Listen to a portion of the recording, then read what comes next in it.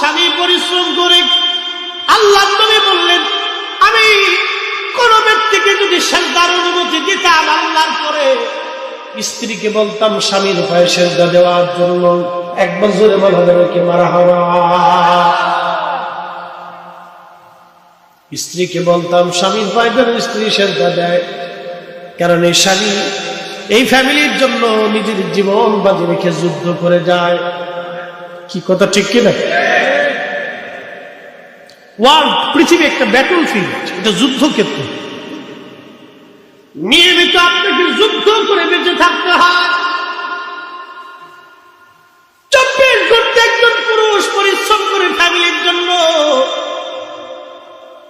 সন্তানের মুখের হাসির জন্য একজন বাবা দিন বিদেশ পানি রক্ত করে ফেলেছে।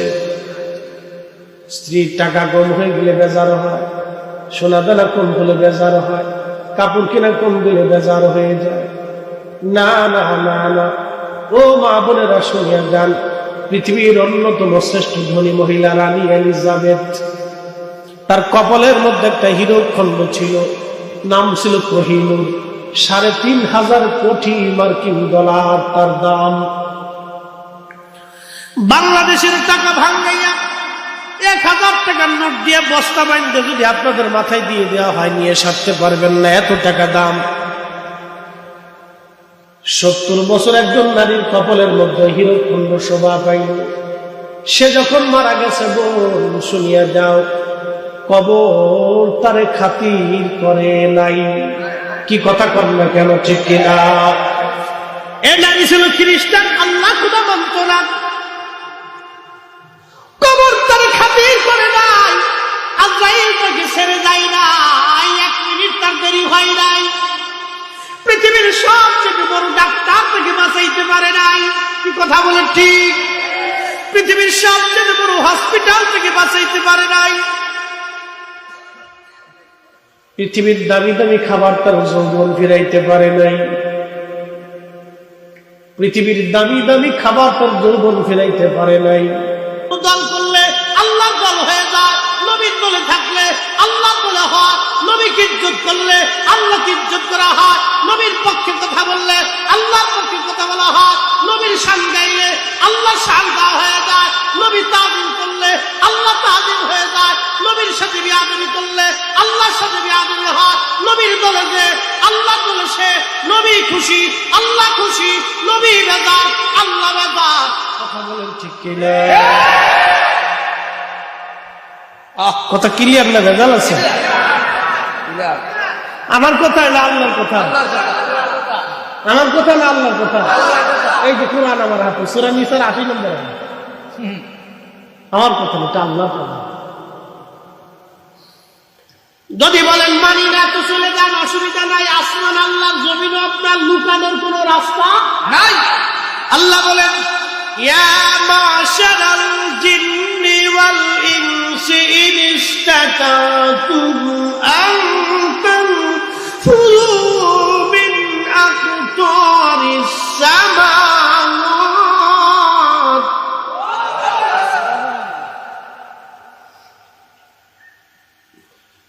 মিন আকতারিস সামাওয়াতি ওয়াল আরদি ফানফুযু লা তানফুযুনা ইল্লা বিসুলতান।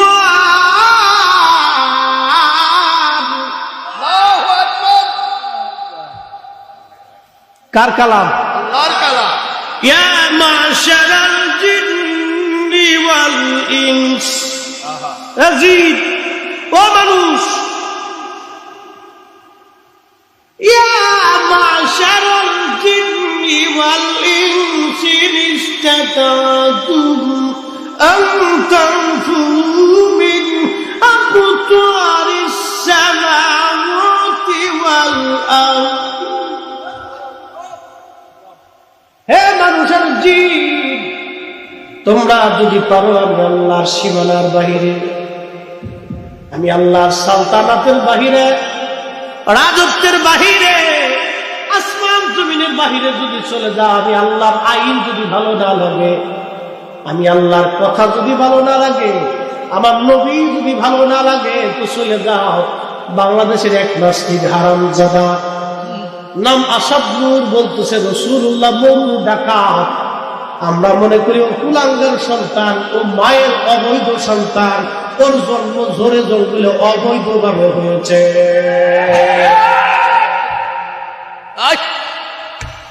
ওর জন্মটা অবৈধভাবে হয়েছে। কত বড় ডাকাত বলতেছে রাসূলুল্লাহ মরু ডাকাত ছিল। এই হারামজাদারা আর একটা কথা বলে, তারা বলে যে আল্লাহর নবীর দাসী ছিল, দাসীর সাথে নবীজি মিলন করত। নবীজির একজন দাসী নাম উম্মে আইমান। আমার নবীর দাসী উম্মে আইমানকে নবীজি বলতেন উম্মি বাদা উম্মি, ওগো মা আপনি আমার মায়ের পরে আর একজন মা।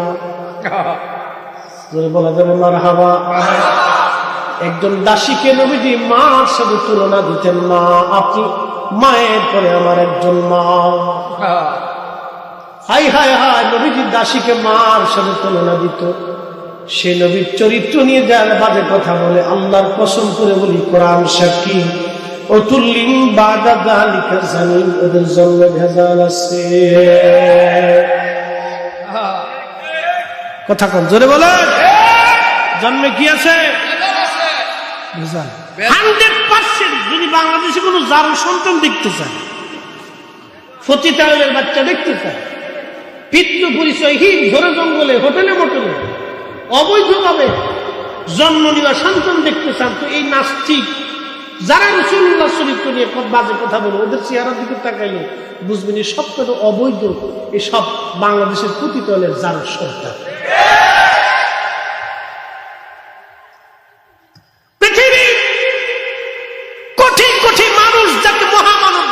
সর্বকালের মহামানব আল্লাহু আকবার, যার চরিত্রের মহান চরিত্রের আধার হওয়ার কারণে আল্লাহ কোরআনে বলেছে। তুই তো বোম বোম ফুটাইছিস, এটা কর, ফ্যান বন্ধ করে দে যা। সমস্যা নেই। আচ্ছা একটু দরুদ শরীফ পড়ি। আল্লাহুম্মা সাল্লি আলা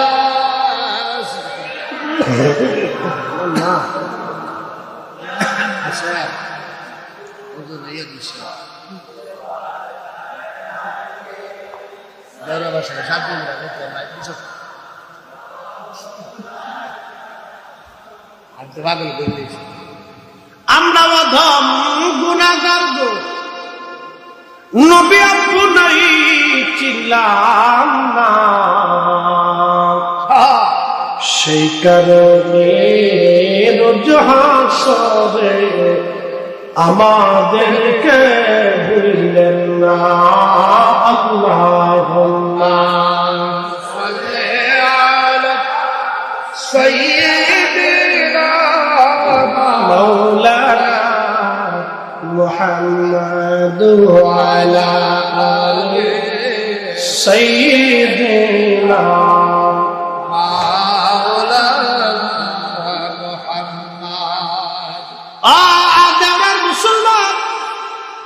সরাইলের মুসলমান, মাইকের আওয়াজ যত দূরে যায় কথাগুলি শুনবেন, বাড়ি বসেই শুনেন আর ঘরের মধ্যেই শুনেন।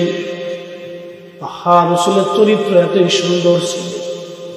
আমার নবীর একজন খাদেম নাম খাদেম রাসূল হযরত আনাস, তিনি বলেছেন 10টা বছর আমি নবীর কদমের খেদমত করেছি।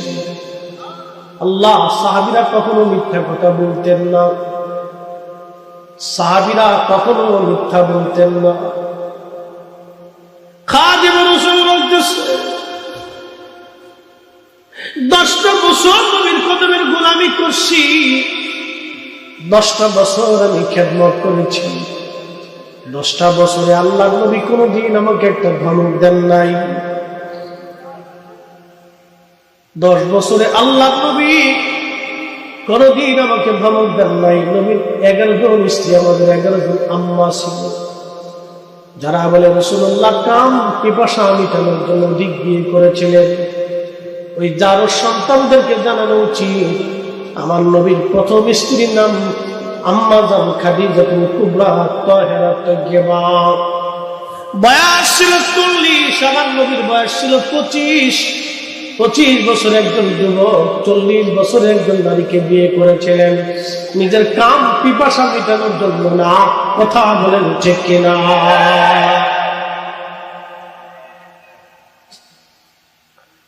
কি সুন্দর জীবন রাসূলের। আল্লাহ কোরআনে বলেন মা ইন্নাকা লাআলা খুলুকিল আযীম।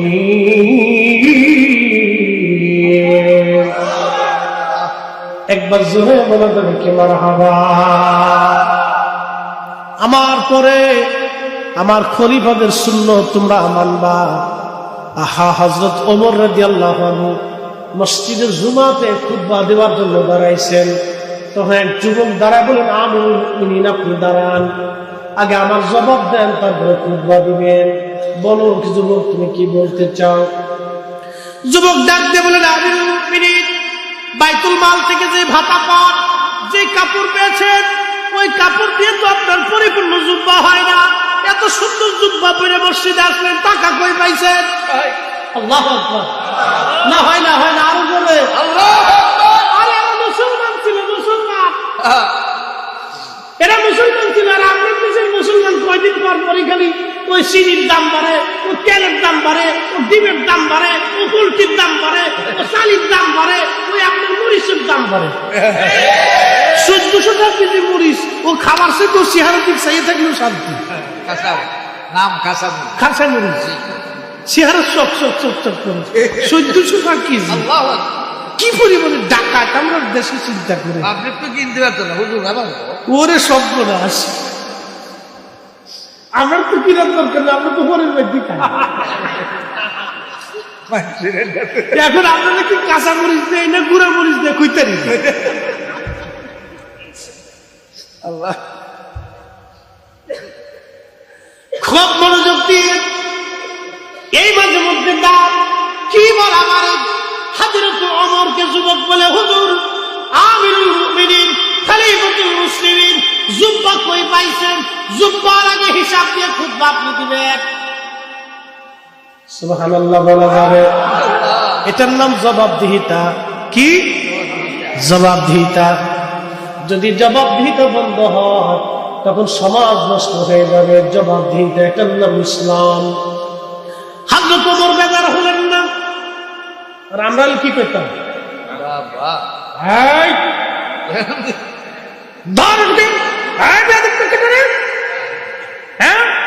মারামারি, যুদ্ধ বিগ্রহ। আর ব্রাহ্মণবাড়ি হলে তো কি যুদ্ধ, এটা তো শেষ নাই। ওরে বাপ রে বাপ, ঠেকা ফেকা লইয়া রেকর্ড যুদ্ধ আর কি। আমি একবার কুন্ডার যাই, কি যে বিপদ, সন্ধ্যার সময় যুদ্ধ লেগে গেলাম। আরে মুশকিল, কি যুদ্ধ, তাহলে ঠিক নেই। আন্দার কুন্দারে কে কারে মারে কোন ঠিক আছে? আমার কি লাগে ভিড়ে হুজুর চিনবো, আন্দারে ভিড়ে ফিরে যাবে না, যে দরই দেবে। আমি শেষ করতে শেষে আমার এক লোক লয়ে গেছে বিল্ডিং এর সে 3 তলা। হুজুর তাড়াতাড়ি আইন চলে না, ওটা আমরা চিনতো না। কি কান্দার কুন্দারে ভিড়ে বসেছে, যাইবে সরল তাড়াতাড়ি। তাহলে ওই যারা মাহফিলে দাওয়াত দিচ্ছেন খালি বারবার ফোন দিয়ে হুজুর কই আছে? আসি সিদ্ধাতুল মুফতার দিকে চলে গেছে। যুদ্ধের ভিতরে পড়ছেন না, একবার পড়ছি একবার মাঝখানে বিল্ডিং কে একবার 2 গ্রুপের মাঝখানে পড়ছে। উপর থেকে দেখা যাচ্ছে যুদ্ধ চলতেছে। আল্লাহ, এগুলি অন্যায়, এগুলি ঠিক না। আমাদের সমাজ থেকে এগুলি নির্মূল করার দরকার। আহা, এগুলি অন্যায়। এগুলিকে বলে আশাবাদ, সাম্প্রদায়িকতা। এগুলির কারণে কোনো মানুষ যদি মারা যায় তাহলে সে জান্নাতি হবে না। মনে রাখেন, আশাবাদ, সাম্প্রদায়িকতা, এই গ্রামে ভেজাল, এই গ্রুপে ভেজাল, আশাবাদ। এগুলির কারণে মানুষ যদি কেউ মারা যায় তাহলে সে জান্নাতি হবে না। আল্লাহ রাসূল বলছে সে আমার দলভুক্ত না। যে মারছে সে দলভুক্ত না, যে মারছে এটাও দলভুক্ত না। মনে রেখে, যদিও হাসতে হাসতে বলছি, কিন্তু মাসালা রসুল জটিল কথা। ওই জন্য ভেজাল জঞ্জাল এগুলি করবেন, এগুলি সারাই দিবে। বাচ্চা কাচ্চারা জুমকাম ঝগড়া ফসল লাগাই দিল, সারাই দিন তাড়াতাড়ি এসে মিটমাট করে দিল। সাবধান, এগুলি বাড়াবেন না। অনেকে আছে আবার একটু কুসুম মারে, কি কথা বল না, আসে না, লাগে একটু আর একটু বাড়াই দিয়া, তোরা কি করছো, তোমার কি বল শক্তি নেই, টাকা পয়সা নাই, লেগে গেল যুদ্ধ। বুঝতে হবে এটা হলো শয়তান। কি কথা বল না, এটা কি, এটা কি, এটা কি শয়তান হয়ে আইছে দুনিয়া। তো আমাদের খালাতে ভাই রেজাল্ট বাদাই দিচ্ছে। আল্লাহ নবী সাহাবী হযরত ওমর বাজার হলেন না। হযরত ওমর রাদিয়াল্লাহু আনহু বললেন, যুবক তুমি সুন্দর প্রশ্ন করেছো, তোমার অধিকার আছে। যতদিন পর্যন্ত এইরকম মুসলমানদের মধ্যে যুবক থাকবে, হকের পক্ষে কথা বলবে, ততদিন মুসলমান কুফফারদের কাছে পরাজিত হবে না। একবার জোরে বলা করে কি মারা হবা। হযরত ওমর বললেন, যুবক রে, সত্য বলেছো তুমি। বাইতুল মালের দেওয়া কাপড় দিয়ে আমার জুব্বা হয় না। আমার ছেলে আব্দুল্লাহ ইবনে ওমর, সেও বাইতুল মাল থেকে কিছু কাপড় পেয়েছিল। তা আমার ছেলে আমাকে বলল, আব্বাজান আপনার একার কাপড় দিয়ে জুব্বা হবে না, অতএব আমার কাপড় এবং আপনার কাপড় অ্যাডজাস্ট করে আপনাকে জুব্বা বানাই দেই। আমার ছেলে তার কাপড় আমাকে হাদিয়া দিয়েছে, ওই কাপড় দিয়ে আমি 2 কাপড় দিয়ে জুব্বা বানাইছি। একবার জোরে বলা যাবে কি মারহাবা। খলিফাতুল মুসলিমিন জবাবদিহিতা কত সুন্দর চিন্তা করতে পারছে। আর আমার দেশে ওই কি বলে বিরিয়ানির ভিতরে বিষ মিশিয়ে, ঢাকার যে নাম করা করা বিরিয়ানি আছে, এর ভিতর কি মিশে জানেন, কি মিক্সার দেন, খুব টেস্ট লাগে, কিন্তু এদের ভিতর সব মারাত্মক পয়জন।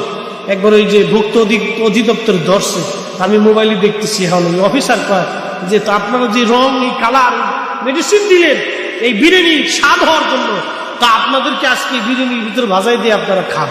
না, তা খাবো না। তো যদি আপনারা না খান তো মানুষকে কি করে খাওয়ান? তাহলে আপনারা মানুষ কি কথা করেন না?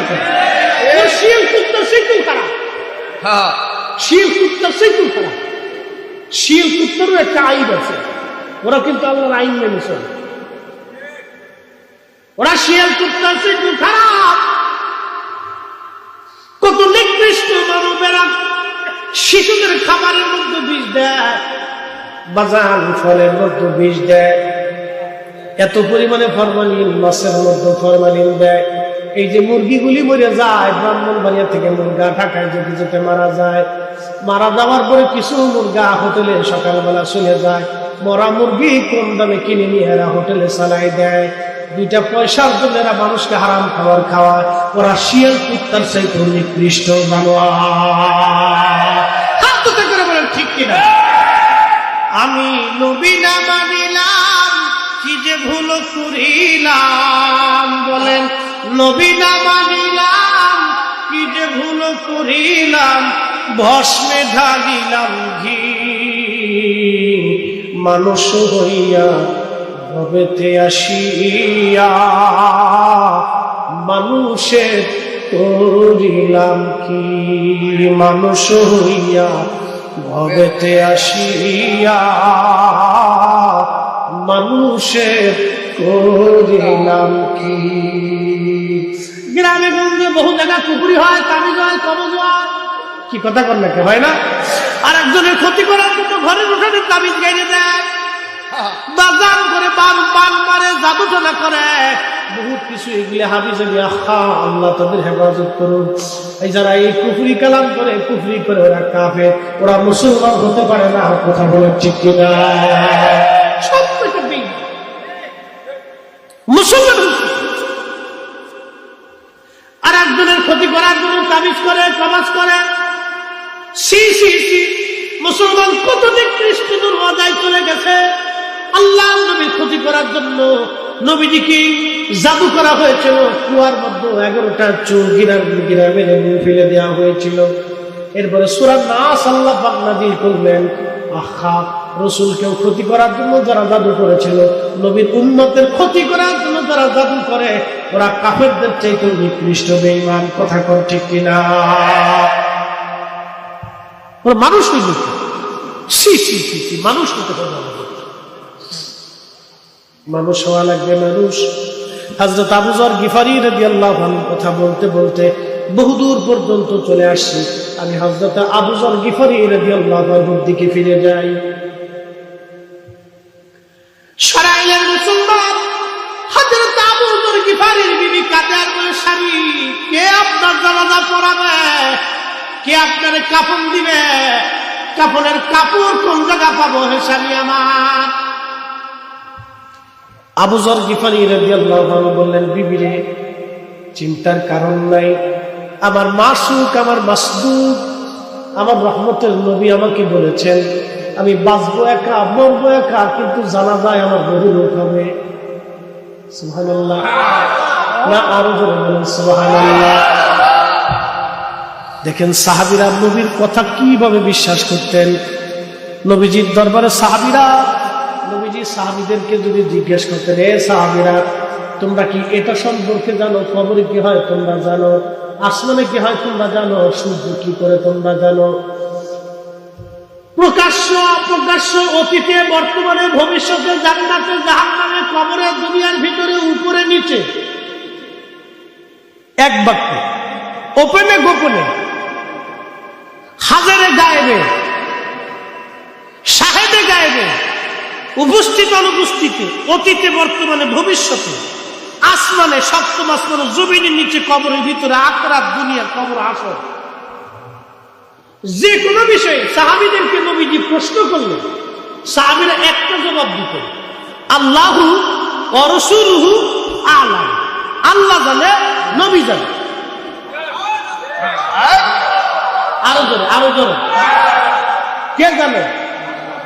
আল্লাহ জানে, আল্লাহ নবী জানে, আল্লাহ জানে, নবী জানে, আল্লাহ জানে, নবী জানে, আল্লাহ জানে, নবী জানে। এটা আপনারা কি জানে? সাহাবীদের, সাহাবীদের একজন সাহাবী না, সোয়া লক্ষ সাহাবী, সোয়া লক্ষ সাহাবী, সোয়া লক্ষ সাহাবী বলল আল্লাহু রাসূলুহু আ'লাম। আল্লাহর পরে নবী জানে, আল্লাহর পরে নবী জানে, আল্লাহর পরে নবী জানে। আমরা সুন্নিরা মানি আল্লাহর পরে নবী জানে, আল্লাহর পরে নবী জানে। এটা কোন ঠিক কি না?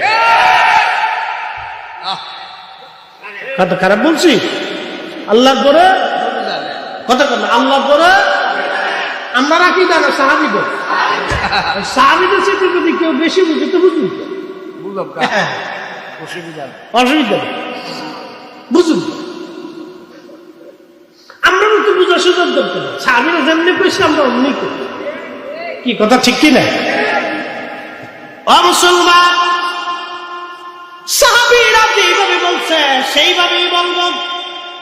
আবু যর গিফারি ডেকে বলতেছে, বিবিরে, চিন্তা করো না, আমার নবী বলেছেন আমার জানাজায় বহু মানুষ আসবে। তবে বিবি, আমি তো অসুস্থ, শরীর আমার বড় দুর্বল হয়ে গেছে, মনে হয় বাঁচবো না। তবে তুমি একটু টিলার উপরে উঠো, পাহাড়ের টিলার উপরে উঠে দেখো কোনো কাফেলা আমাদের দিকে আসে কিনা। যদি কোনো কাফেলা তুমি দেখো, তাহলে বুঝবা তোমার স্বামী আবু যর আর দুনিয়াতে থাকবে না। আল্লাহু আকবার! হাই হাই, সাহাবীদের ঈমান কি ছিল, ইয়াকিন কি ছিল রাসূলের প্রতি। তো তুমি দেখো কাফেলা আসে কিনা, যদি আসে তো আমি শেষ। আমার জানাজা বহু মানুষ হবে। আবু যর গিফারির স্ত্রী কাফেলার টিলার উপর উঠলেন। টিলার উপর উঠে দেখলেন বিরাট বড় একটা কাফেলা আসতেছে। দৌড়াই নেমে আসলেন আবু যরের বিবি, স্বামী আমার, দেখলাম একটা বিরাট কাফেলা আসতেছে। আবু যর গিফারি বলেন, বিবিরে, বহুদিন একসঙ্গে তোমার সঙ্গে মরুভূমির মধ্যে কাটিয়েছি। বিবি, হক আদায় করতে পারি নাই, সুখ স্বাচ্ছন্দ্য তোমাকে দিতে পারি নাই। আমি আবু যর একটা কাপড়ে, একটা জুব্বায় সারা জীবন আমি কাটাই দিয়েছি।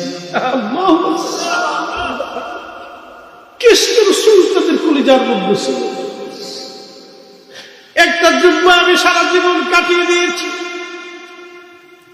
তোমার জন্য পৃথিবীতে কিছু রেখে দিতে পারলাম না,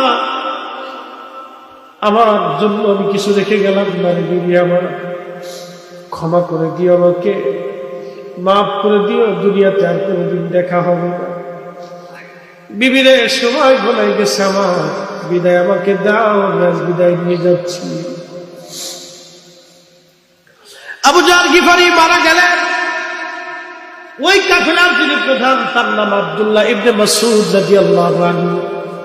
ইসলামের মধ্যে সাহাবীদের মধ্যে সবচেয়ে বড় মুফতি যিনি, তার নাম হযরত আব্দুল্লাহ ইবনে মাসউদ রাদিয়াল্লাহু আনহু। এই উম্মতের সবচেয়ে বড় মুফতি ছিলেন, নবীর পরে সবচেয়ে বড় মুফতি, নবীর পরে সবচেয়ে বড় মুফতি। আমরা তো নামের আগে ছাতা মূর্তি লাগাইছি, আমরা ছাতার মূর্তির ভ্যালু নাই। কি কথা বললেন কেন? নবীর পরে সাহাবীদের মধ্যে এই উম্মতের মধ্যে সবচেয়ে বড় মুফতি আব্দুল্লাহ ইবনে মাসউদ রাদিয়াল্লাহু আনহু। তিনি কাফেলা নিয়ে যাচ্ছিলেন, ওই রাস্তা দিয়ে যাওয়ার সময় দেখলেন আবু জাহল গিফারি ইন্তেকাল করেছেন। কাফনের কাপড় সুন্দর করে দিয়ে তার কাফনের কাপড় পরানো হলো, গোসল করানো হলো। কাফনের কাপড় পরে আব্দুল্লাহ ইবনে মাসউদের জানাজার ইমামতিতে সাহাবায়ে কেরামের বিরাট জামাত একসঙ্গে জানাজার নামাজ পড়ে তাকে সমাহিত করা হলো। একবার জোরে বলা জোরে কি মারহাবা। নবী বলেছেন 10 থেকে 20 বছর আগে ঘটনা ঘটলো, 10-20 বছর পরে। নবী বলেছেন 20 বছর আগে ঘটনা ঘটলো, 20 বছর পরে। তার মানে সাহাবীদের আকীদা আল্লাহ রাসূলু আলাম, আল্লাহর পরে যিনি জানে তিনি নবী, আল্লাহর পরে যিনি এলেম ওয়ালা তিনি নবী, আল্লাহর পরে যিনি জানতে বলা তিনি নবী। কথা বলেন ঠিক কিনা?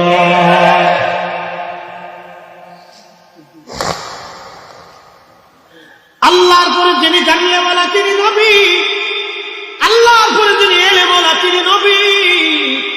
এই নবীর চরিত্র নিয়ে যারা বাজে কথা বলে, বাজার ওদের কপাল পুড়ে গেছে, ওদের কপাল পুড়ছে রে, ওদের কপাল পুড়ছে। আল্লাহ ওদের হেদায়েত করুক। সবাই দোয়া করে বলেন আমিন। ও বাজার, একটা মাসালা মনে রাখবেন, নামাজ পড়েন নাই, আল্লাহর কাছে ক্ষমা চান, আল্লাহ মাফ করে দিবে। রোজা রাখেন নাই, সেজদায় পড়েছেন, আল্লাহ ক্ষমা করে দাও, মাফ হয়ে যাবে। হজ করেন নাই, সেজদার মধ্যে পড়ে গেছেন, আল্লাহ মাফ করে দিবে। সদকা দেন নাই, সেজদায় পড়ে গেলেন, আল্লাহ মাফ করে দিবে। মিথ্যা বলেছেন, জেনা করেছেন, সেজদায় পড়ে যান, আল্লাহ ক্ষমা করে দিবে। কিন্তু আল্লাহ নবীর সাথে বেয়াদবি, আল্লাহ কুরআন বলে ও আমার নবী লা ইয়াগফিরাল্লাহু লাহুম। আল্লাহ কুরআন বলে হাবিব আপনি নবীর সাথে যারা গুস্তাখি করবে, বেয়াদবি করবে, আমি আল্লাহ ক্ষমা করব না, করব না, করব না, করব না, করব না। আনতাহবাতা আমালুকুম, তার নামাজ, তার রোজা, তার জিকির, তার ফিকির, তার ইবাদত, তার হজ, তার যাকাত, তার তাহাজ্জুদ কোনো কিছুই কবুল হবে না। আপনি নবীর সাথে যারা বেয়াদবি করবে, গুস্তাখি করবে, তার নামাজ, রোজা, জিকির, ফিকির, ইবাদত কিছুই মঞ্জুর হবে না। এই জন্য মদিনার ইমাম মালিক রাহমাতুল্লাহ আলাইহি 80 বছর ধরে মদিনার সীমানার ভিতরে জুতা পরেন নাই, থুতু নিক্ষেপ করেন নাই, এবং পায়খানা পেশাব মদিনার হাউজের মধ্যে তিনি করেন নাই। কত বছর? কত বছর? 80 বছর। 80 বছর। পায়ে ফুসকা পড়ে গেছে, ঘা হয়ে গেছে, রক্ত পড়ছে, তারপরে জুতা পরে না। বলে মইরে যাবো, জুতা পরতাম না। বলে কেন? যেই মাটির নিচে নবী ঘুমিয়ে আছে, আমি মালিকের সাহস কি করে হয় সেই মাটির মধ্যে জুতা পরবো? আল্লাহু আকবার। আরো জোরে বলেন, আরো জোরে বলেন। দলিল দিছে?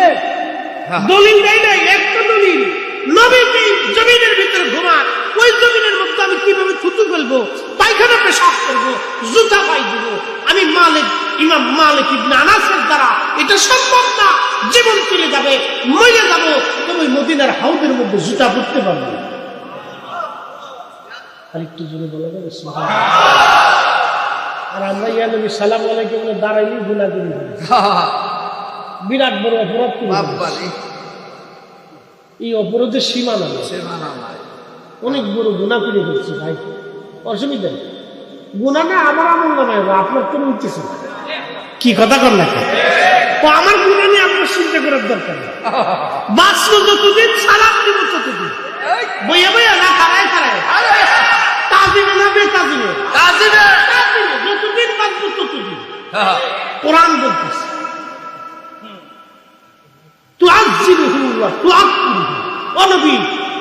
আপনাকে তাজিম করতে হবে। সম্মান করতে হবে, সাহায্য করতে হবে। একসাথে বলো তো মারহাবা।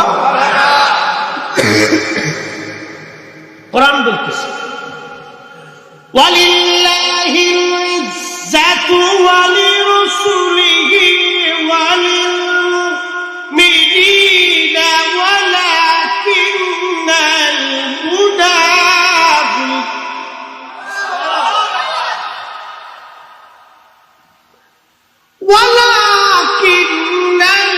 মুনাফিকিনা লা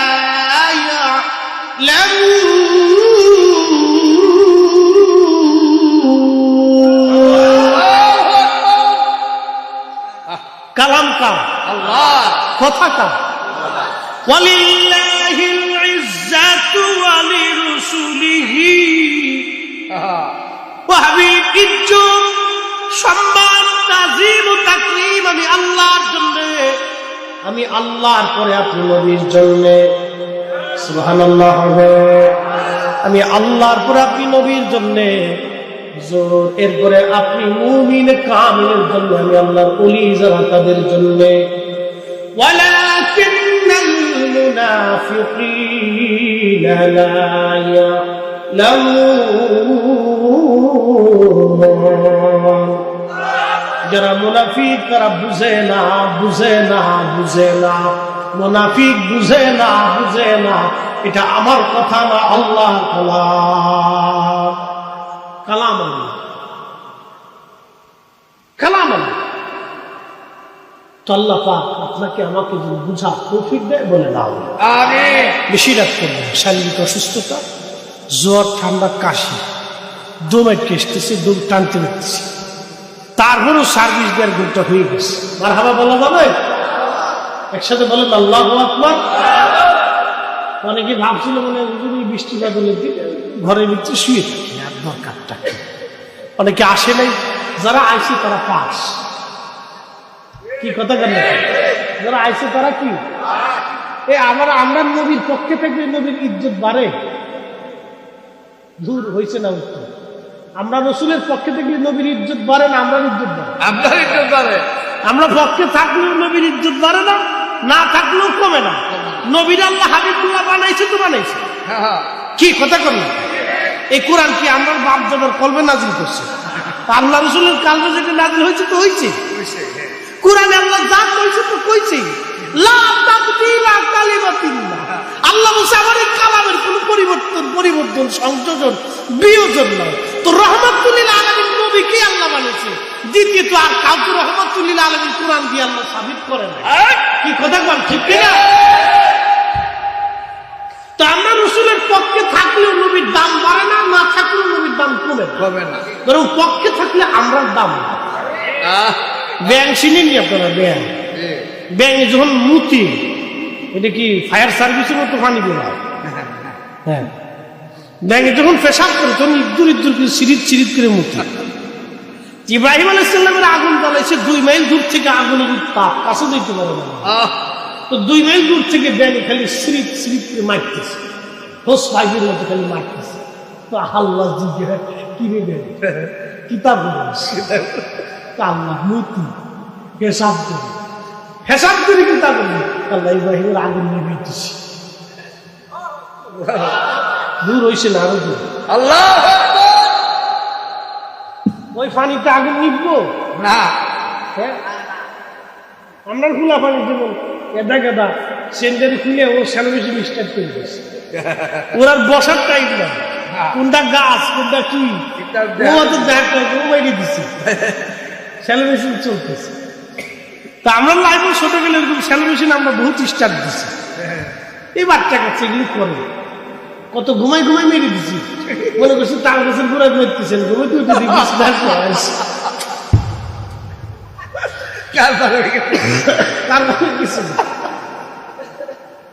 বিছনা নাই। তো প্রত্যেকের জীবনে এই দিন গেছে। তো হেঁটে যাইয়ে দুই এখন বুড়া জুয়ার মধ্যে যা হওয়ার কথা হয়েছে। তো যাই হোক, এই বেড়ে পেশাব চলতেছে, তার লাগে তোর মুতিকের আগুন নিববে রে। ব্যাং ডাকতে বলে না, জানি আগুন নিভবে না, কিন্তু কিয়ামতের কঠিন মাঠে কঠিন কঠিন মাখলুকের ভিড়ে তুমি যেই দিন বলবা আমার খলিল কাগুনের মধ্যে ফলানো হয়েছিল, তোমার ভূমিকা কি রব? আমি সেই দিন বলবো, আল্লাহ আমি আমার সামান্য পেশাব মেরে আগুন নেভানোর চেষ্টা করেছিলাম। আল্লাহ ডাক দিলেন, দেখ তোর পেশাব আমি পাক বানাই না, আমার বান্দার গায়ে পেশাব সারবি, ওযু করা লাগবে না, গোসল লাগবে না। একবার জোরে বলা যাবে মারহাবা। ব্যাঙে কি ইব্রাহিমের পক্ষে না বিপক্ষে? আমরা নবীর পক্ষে না বিপক্ষে? আমরা সুহাদায়ে কারবালার পক্ষে না বিপক্ষে? আমরা হুসাইনের পক্ষে না বিপক্ষে? সুন্নিয়তের পক্ষে না বিপক্ষে? এই স্লোগান দিয়েছেন কিয়ামতের ময়দানে, এই স্লোগান আমাদের নাজাতুল দুনিয়া হতে পারে। কথা বলেন ঠিক কিনা? ওয়াজ আমার শেষ, রাত ঘুরে ওয়াজ করা লাগে। ওয়াজ করলে কি লাভ, শুনলে কি লাভ? লাভ হবে তার আমলেও লাভ হবে না নবী প্রেম না থাকলে দিলে। নবী প্রেম থাকলে দিলে লাভ হবে কোন আমলে? সুপারিশ করবেন নবী রোজ হাসরের ময়দানে। জ্ঞানী যারা বুঝে তারা শুধু ইশারা, নাদানের বুঝাইতে পারে আছে কে কোথায়। জ্ঞানীর মতো জ্ঞানী হলে অল্প কথাই বুঝে, কচুর মতো কচু হলে অল্প জানেই সিজে। এসেছেন নবী সকলের ইমাম,